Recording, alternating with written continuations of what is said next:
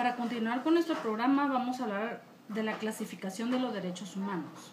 Sabemos que clasificar es tomar en cuenta ciertas características de lo que se quiere agrupar, identificando en ellas rasgos comunes. Por eso pueden clasificarse los derechos de varias maneras, pero las más conocidas se refieren a su contenido y a su aparición en el tiempo. La clasificación tradicional, de acuerdo a su contenido, podemos hablar de derechos sociales, derechos políticos, derechos civiles, patrimoniales y culturales. Los derechos civiles son los que le corresponden a una persona como individuo, independientemente de su rol social, y que hacen a su vida y a su libertad personal. Son exigibles contra cualquiera que se atreva a perturbarlos. Así son derechos civiles el derecho a la vida, a la libertad personal, a ejercer libremente su culto, a reunirse, a asociarse con fines útiles a la dignidad, el honor, al nombre, etc.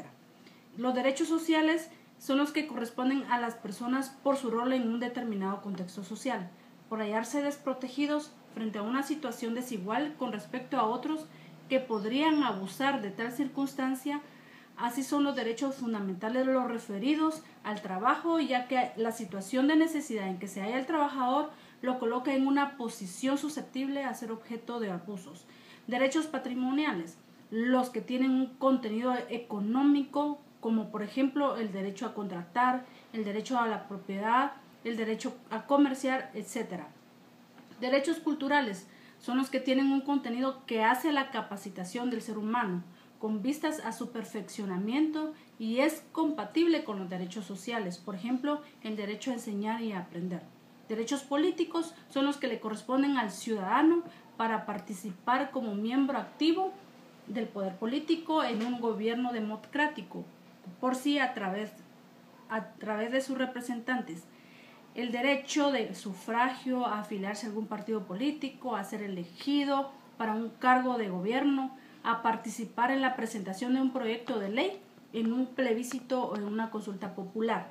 Hablaremos de la clasificación moderna. Esta clasificación hace referencia a la aparición de los derechos en el tiempo.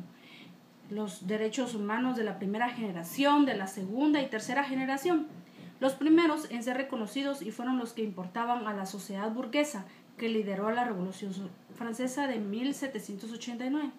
Se trataba de una concepción liberal del Estado que requería su abstención y un libre desarrollo de la individualidad. Por lo tanto, propiciaron la incorporación a partir de la Declaración de los Derechos del Hombre y del Ciudadano. Los derechos civiles, los patrimoniales y los políticos.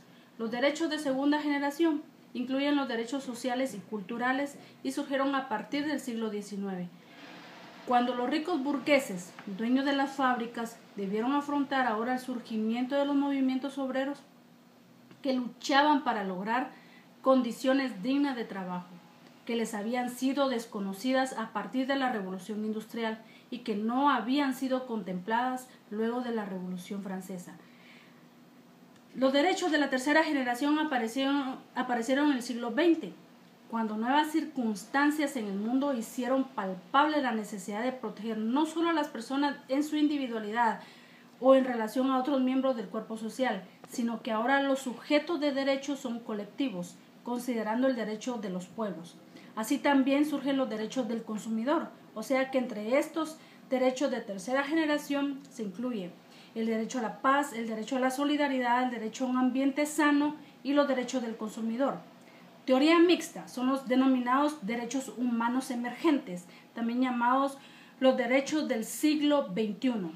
Son de todos los ciudadanos, surgen como respuesta al proceso de globalización que excluye de sus beneficios a amplias capas de la población mundial, en particular en los países subdesarrollados, pero también en los desarrollados. Derechos nuevos, sin ningún precedente o con escasos vínculos con los derechos reconocidos jurídicamente. Están derecho a la renta básica, el derecho a una muerte digna y los derechos relacionados con la orientación sexual. Ahora les sugiero que con este video hagan un análisis y hacer una investigación, que investiguen más acerca de los derechos, de la clasificación de los derechos y hagan un cuadro de diferencias y similitudes. Gracias.